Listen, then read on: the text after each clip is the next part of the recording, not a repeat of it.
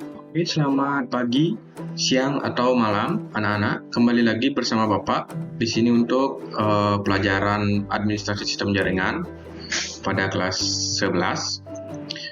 Oke, pada pertemuan kali ini kita akan membahas tentang lanjutan dari kompetensi dasar, yaitu kompetensi dasar 3.2 dan 4.2, di mana kita akan membahas FTP server dan remote server. Nah, FTP server kan sudah kita bahas minggu lalu dan sudah kita bahas juga bagaimana praktek atau konfigurasinya pada Debian 8. Pada kesempatan kali ini kita akan membahas tentang remote server, yaitu bagaimana konsep dari remote server tersebut, dan pada di akhir nanti kita akan kembali mempraktekkan atau mengkonfigurasi remote server pada sistem operasi Debian. Oke, kita akan masuk langsung ke pembahasannya. Yang pertama kita akan membahas tentang remote access. Remote access adalah kemampuan untuk terhubung dengan resource pada suatu network sentral dari suatu lokasi. Jadi kalau misalkan gamblangnya itu misalkan Bapak di rumah, Bapak ingin mengakses server atau jaringan yang ada di sekolah. Nah, itu namanya remote access. Remote access itu artinya akses jarak jauh ya. Sama seperti kalian mengakses televisi misalkan menggunakan remote controlnya, itu kan ada jarak tuh. Nah, itulah yang dinamakan remote access. Lebih jauhnya adalah remote access itu salah satu teknologi yang digunakan untuk mengakses suatu sistem melalui media jaringan, sehingga kita dapat mengkonfigurasi suatu sistem dimanapun kita berada asalkan terkoneksi internet atau dengan jaringan tersebut. Nah, seperti yang ada Bapak bilang tadi itu, walaupun jaringan sekolah itu berada jauh dari rumah Bapak, asalkan jaringan tersebut terkoneksi dengan internet dan Bapak juga terkoneksi dengan internet, itu Bapak bisa mengakses jaringan tersebut. Seperti itu. Jadi Bapak tidak harus membuang-buang waktu ke sekolah hanya untuk mengakses jaringan ataupun mengakses misalkan mengakses file misalkan, atau untuk mendownload file materi atau modul dan sebagainya. Itu adalah salah satu fungsi dari remote access. Ini berarti menggunakan sebuah PC dan modem di satu tempat lewat kabel telepon terhubung ke suatu PC atau server pada network utama suatu perusahaan atau sekolah, seperti yang Bapak sebutkan tadi ya. Nah, beberapa fungsi remote access atau remote desktop yang lazim diantaranya mengendalikan komputer lain dari lokasi yang remote, misalkan untuk mengakses software di komputer yang ada di divisi atau bagian lain di perusahaan oleh pengguna technical support perusahaan di ruang kerjanya. Terus yang kedua adalah mematikan komputer dari jarak jauh, dan yang ketiga menghidupkan ulang komputer atau restart dari jarak jauh. Ya sama seperti yang Bapak jelaskan tadi, Bapak bisa mengakses komputer yang ada di lab misalkan, dengan catatan komputernya itu hidup dan terkoneksi internet gitu. Dan Bapak juga memiliki hak akses ke komputer tersebut. Nanti masalah itu akan kita pelajari lebih lanjut nanti. Nah, selanjutnya adalah yang keempat, memodifikasi sistem registry dari jarak jauh, mengawasi penggunaan komputer dari jarak jauh, membantu pengguna lain memecahkan masalah di PC-nya dari jarak jauh. Nah, misalkan sekarang kan kita lagi daring, lagi pembelajaran jarak jauh. Terus kalian lagi praktek tentang instalasi DHCP server misalnya. Lalu kalian mengalami masalah, terus kalian meminta bantuan Bapak. Nah, Bapak bisa mengakses komputer kalian atau laptop kalian dengan menggunakan metode remote access ini. Itu. Jadi Windows mempunyai aplikasi remote access desktop sendiri, atau kita bisa menggunakan aplikasi pihak ketiga. Yang populer itu adalah TeamViewer, nanti kita bahas di belakang. Jadi kalian menginstal TeamViewer di laptop kalian, terus Bapak juga menginstal TeamViewer di laptop Bapak. Nanti kita saling install, terus informasi tentang autentikasi di laptop kalian itu kalian infokan ke Bapak. Antara lain itulah ID komputernya dan passwordnya. Lalu Bapak login di CD laptopnya Bapak. Nanti Bapak bisa mengendalikan laptop kalian gitu. Jadi Bapak bisa membantu masalah yang kalian temukan pada saat melaksanakan praktek. Jadi seperti itu konsepnya. Selanjutnya adalah mengawasi penggunaan program berjalan atau internet dari jarak jauh, pemeliharaan atau maintenance komputer dari jarak jauh. Terus yang terakhir adalah sharing resource dari jarak jauh. Nah, ini contoh aplikasi yang Bapak sebutkan tadi. Ada banyak ya aplikasi pihak ketiga yang bisa digunakan untuk meremote komputer atau jaringan. Yang pertama itu adalah GoToMyPC. Ini adalah salah satu aplikasi akses remote populer, otomatis mengkonfigurasikan dirinya sendiri. Terus ada LogMeIn, ini juga gratis, bisa mengontrol komputer atau desktop remote viewing.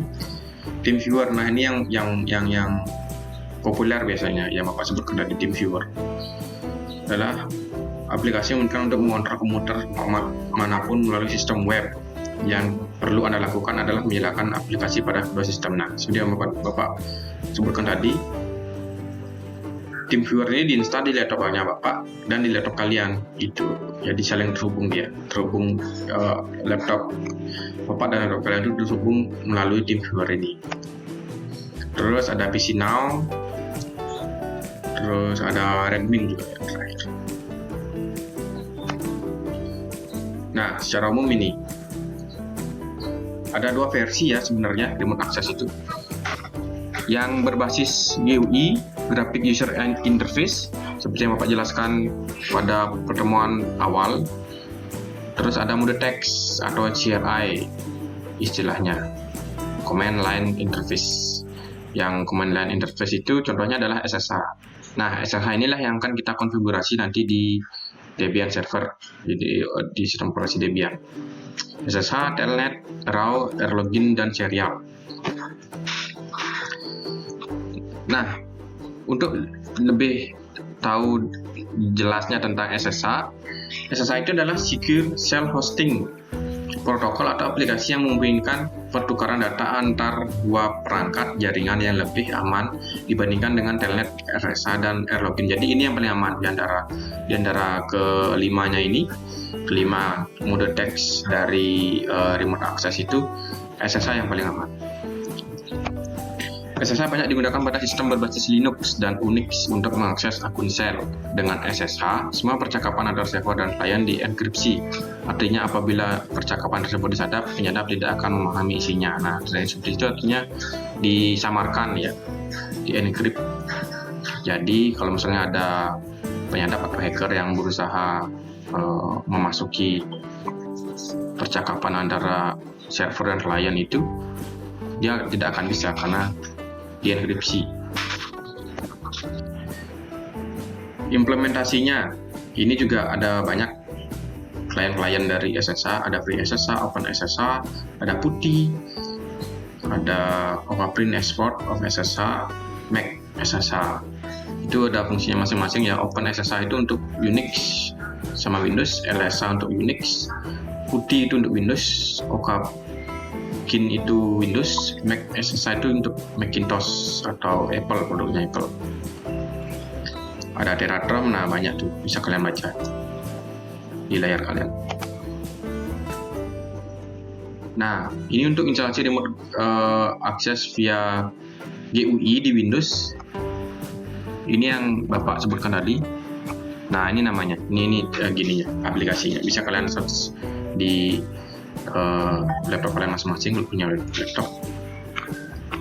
Tapi yang akan kita bahas kali ini itu adalah lebih ke konfigurasi SSH-nya di Debian server. Nah, konfigurasinya itu ada di sini. Remote access di Linux berbeda, tidak ada aplikasi bawaan. Kita harus menginstal aplikasi ke komputer tujuan, misalnya aplikasi OpenSSH server, dan klien juga harus diinstal aplikasi lain agar bisa digunakan, seperti PuTTY dan lain-lain. Nah, jadi kita menginstal dulu servernya, aplikasi SSH-nya di Debian. Lalu kita install juga aplikasi klien di Windows. Nanti kita akses Debian tersebut dari Windows menggunakan aplikasi klien SSH-nya. Nanti kita gunakan PuTTY ya. Ini konfigurasinya. Nanti kita langsung praktekkan saja. Ini cuma penjelasan. Nah, kita langsung praktekkan ya. Kita masuk ke VMware VMware Workstation. Oke, setelah kita masuk ke Debian, langsung login menggunakan akses root. Masukkan password kalian masing-masing. Nah, yang pertama kita lakukan adalah pastikan Debian ini terhubung dengan PC Windows atau PC host. Dalam kata lain, ini adalah laptopnya Bapak atau laptop kalian masing-masing, laptop kita. Nah, caranya adalah memastikan IP-nya terkonfigurasi dengan baik dan benar. Masukkan perintah ifconfig untuk melihat IP yang terkonfigurasi di Debian ini. Nah, bisa kalian lihat di sini. IP dari Debian Bapak itu adalah 192.168.9.1. Netmasknya 255.255.255.0 ya. Nah, lalu kita konfigurasi di setting, atau bisa kalian klik di sini. Nah, di sini network adapternya, klik kanan setting. Agar klien atau PC host bisa terhubung dengan Debian, itu kita pilih network adapter yang host only ya. Ini VMnet 3 yang Bapak pakai, dan VMnet 3 ini tipenya adalah host only. Itu. Jadi host only ini artinya Debian terhubung hanya dengan PC host gitu, tidak bisa terhubung dengan internet. Kalau internet itu nanti ada penjelasannya lebih lanjut, nanti kan kita pelajari lagi. Setelah kita pastikan network adapternya menggunakan host only, lalu kita masuk ke network adapter yang ada di PC host kita. Masuk ke change adapter option pada Windows dan kita cari VMnet 3. Nah, kan ini VMnet 3. Kita sesuaikan dengan konfigurasi yang di sini. Nah, ini kalau VMnet 3 nih. Kita sesuaikan yang di sini juga VMnet 3. Nah, bisa kalian lihat ini VMnet 3, ini juga VMnet 3. Kita konfigurasi di sini. Bisa kalian lihat di sini IP Debian Bapak adalah 192.168.9.1. Kita konfigurasi IP di PC host 192.168.9.2. Kenapa titik 2? Karena IP address tidak bisa sama. Jika sama artinya dia bentrok gitu, berbenturan.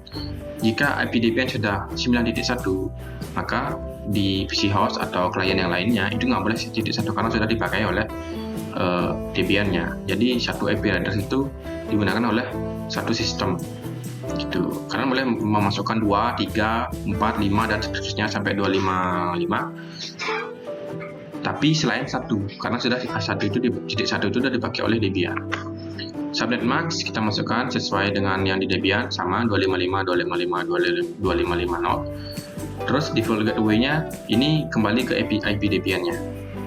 Disamakan dengan IP Debian 192.168.9.1. Perlu di OK. Ini OK aja. Lalu kita coba ping ke PC host. Masukkan IP 192.168.9.2. Nah, bisa kalian lihat di sini pengujian pingnya berhasil. Kita coba tes ping dari PC host. Masuk ke search, ketik cmd. Ini command prompt. Nah, lalu kita ping di sini. Ping ke IP Debian-nya 192.168.1.1. Nah, bisa kalian lihat di sini juga dapat reply dari 1.1. Paket send 4, receive diterima 4, loss 0. Artinya semua paket diterima dan terkirim dengan baik. Artinya PC host dengan Debian sudah terhubung. Nah, selanjutnya apa? Selanjutnya adalah kita masukkan CD Debian nomor 1, CD DVD 1, karena paket SSH itu tersedia di sana, terdapat di sana. Klik pada ikon CD di pojok kanan bawah VMware, klik kanan, setting. Terus klik browse. Nah, ini masukkan CD DVD 1. Ini bisa kalian lihat di sini ada 6 CD ya. Yang paling atas 1, 2, 3 ini untuk sistem operasi Windows dengan tipe 32 bit. Nah, kan ada dua macam arsitektur tuh sekarang Windowsnya. Ada 32 bit dan ada 64 bit. Yang ini untuk 32 bit. Bisa kalian lihat perbedaannya. i386 itu artinya 32 bit. Kalau 64 bit itu biasanya seperti ini, AMD 64. Nah, karena yang Bapak install di laptop Bapak itu adalah 64 bit, jadi kita pilih DVD 1 yang 64 bit. Kita open. Setelah open, oke. Kalau muncul seperti ini, di oke aja. Setelah itu, add dulu CD-nya, apt, CD-ROM, add. Karena Bapak di sini sudah menambahkan CD-ROM, jadi nggak perlu. Kita batalkan saja, Ctrl C. Di mana sih kita bisa memastikan CD-ROM itu sudah kita masukkan atau tambahkan repository namanya. Repositorinya ke Debian, itu kita masuk ke source list, ketikkan perintah nano etc apt sourc, lalu tekan tab. Nah, langsung kelihatan source.list, enter. Nah, bisa kalian lihat di sini, ini adalah DVD yang sudah Bapak masukkan. DVD 2, 3, dan 1 ini semua sudah Bapak daftarkan di Debian-nya. Jadi nanti kalau misalnya mau menginstal paket aplikasi itu langsung diambil dari sini. Seperti itu. Ini sudah Bapak daftarkan CD 1-nya, CD 2, dan CD 3. Lalu keluar, tekan Ctrl dan X. Keluar. Nah, sekarang yang langkah selanjutnya adalah menginstal paket SSH-nya. Ketikkan perintah apt install apt-get. Ketikkan perintah apt-get install SSH server.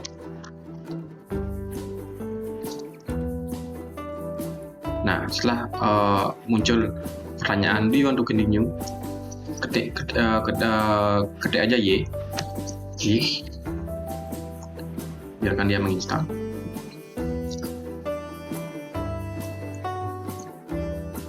Nah, setelah selesai menginstal, kita sekarang akan mengkonfigurasikan file konfigurasi SSH-nya.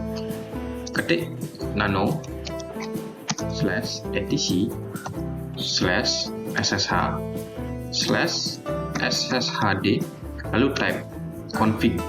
Nah, ini akan kita konfigurasi. Nah, ini adalah file konfigurasi dari SSH-nya. Yang perlu kalian perhatikan itu adalah ini, permit root login without password. Ini ditambahkan tanda pagar agar kita bisa login menggunakan password dan ke Debian-nya, mengakses Debian-nya. Setelah kalian tambahkan tanda pagar, tekan Ctrl X untuk keluar. Karena file konfigurasi ini telah dimodifikasi, kita simpan perubahannya, tekan Y, lalu enter lagi sekali.